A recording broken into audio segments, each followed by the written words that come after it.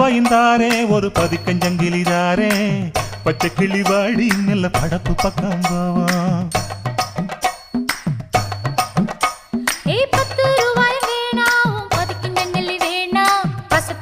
மாமா என்ன உசுப்பி விட வேணா.